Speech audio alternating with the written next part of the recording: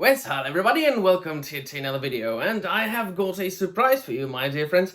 I was surprised, certainly. I'm going to talk about the film The Watchers by Ishana Night Shyamalan, who is the daughter of the director Shyamalan that a lot of people know from making all those very popular and very famous movies, some horror movies among them. And so I stumbled around that film on Max, or formerly HBO Max. And the picture that always pops up before you read about the film, before you watch it, now that drew my attention, as well as the description. And because we are in the spooky season and I do watch horror films more than usually, which is something because I watch horror films quite often, I went and said, well, right, I'll watch it. It is a new film. I didn't research much about the film. I only researched what reception it received. And after reading that the mainstream critical platforms like Rotten Tomatoes and such gave it kind of negative reviews, and after the realization that no big YouTuber reviewed this film, I went, all right, these are signs that the film will be good, actually. Because no big YouTuber really reviews good films. And so I watched it. And just before I start, this review will have a non-spoiler and a spoiler part. I shall warn you right before the spoiler part starts, so you can leave and enjoy and watch the film for yourself. So far, no spoilers. And so, the film, in general, is really full of surprises, and especially for me. Very pleasant surprises. It is apparent that the daughter is her father's daughter, and that she was hugely inspired and influenced by him. He is the producer of the film, so I'm sure he also had some creative input into that film. And it indeed starts in the same vein as a lot of modern horror films start. So we find ourselves in a forest in Ireland. Now, already the setting is intriguing to me. A lot of films today, lots of films being produced in the West, lots of horrors are quite obviously set either in the forest, in a building somewhere. It's just one of the more stereotypical setting of a horror film, in an urban area, in a city, things like that. But it's, in most cases, it's in the United States of America. And it's like so stereotypical that I'm quite tired of modern horror films and horror films in general in this aspect. But the setting being in Ireland, something, me being European, I was like, all right then. And another quite pleasant surprise, the actors really did their research. Those that were, I think that most of them were British at least, but there were some who weren't. But yeah, so quite obviously the Irish characters did have Irish accents. Once again, that's something that you don't see very often in movies that are, they come from the American production.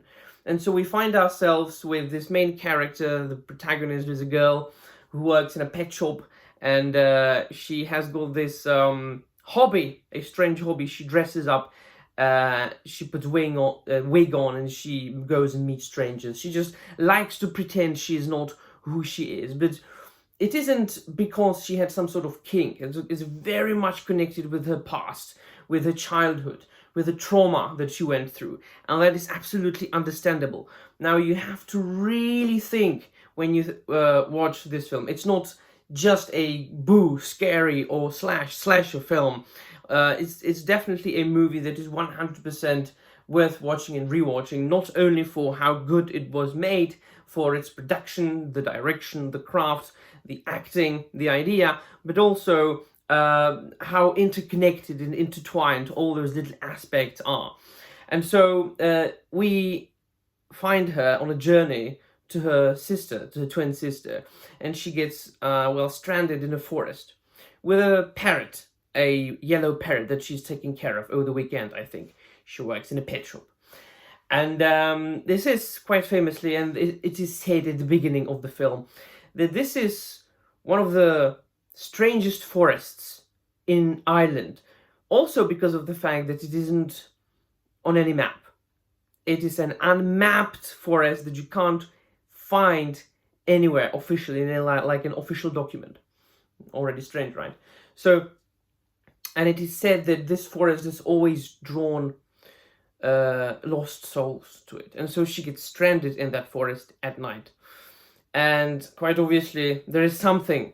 There's a monster chasing her, and so she gets away. And there are a group of people that help her, and they take her to this cabin, not like in Evil Dead, but this cabin in the woods, whose one wall is like huge, like glass, and from the inside is just a mirror.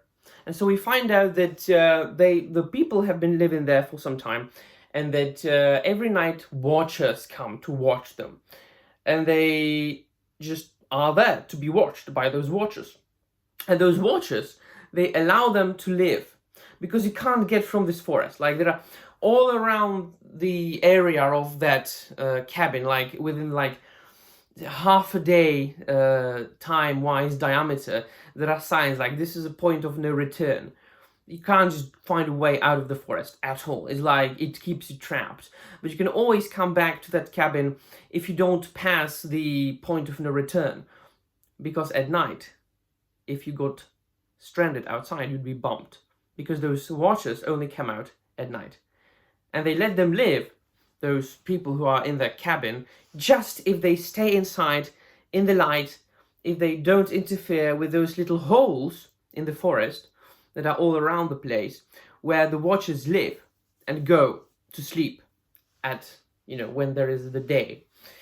And so there are strict and certain rules. And so the characters, like there's an old lady, right, who is like a leader of this company, who sets all the rules, and then there's a boy, kind of a simpleton, and another girl. And so there's the new girl, of course, with the parrot, who always tries to escape, who always tries to go home, because obviously, her being a young woman living in, was it Dublin? It was one of the Irish, cities, bigger ones. And then, she having a job and a life, and the parrots to take care of, she couldn't just stay there, being in the forest, just living in a cabin where you don't even have, there was just one room when you don't even have a bathroom, so you have to go outside, hunt, gather things during the day for 10 hours, and then quickly come back so you can be watched by the watchers that you can't even see, because from your side is just a mirror. Extremely frightening thought, right? Already, film full of mystery.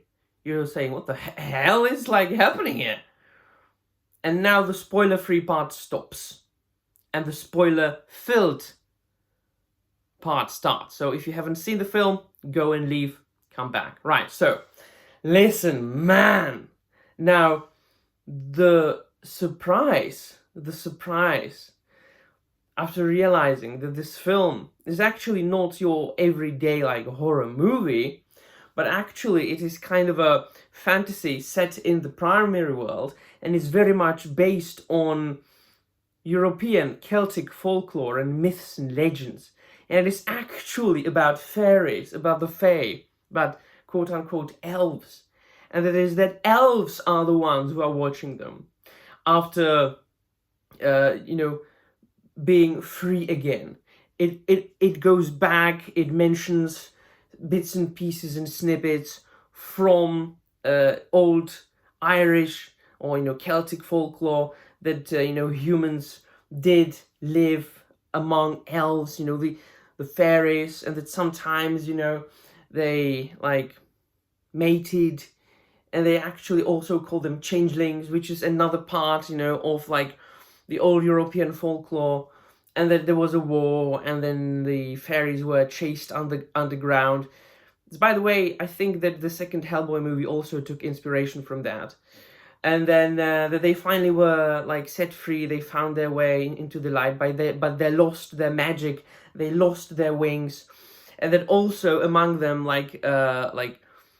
hybrids walked, the children of the elves and of men, and that those watchers in the dark were actually elves or fairies watching those people so that they can replicate them, so that they can learn to shapeshift and go into the world and live among men again.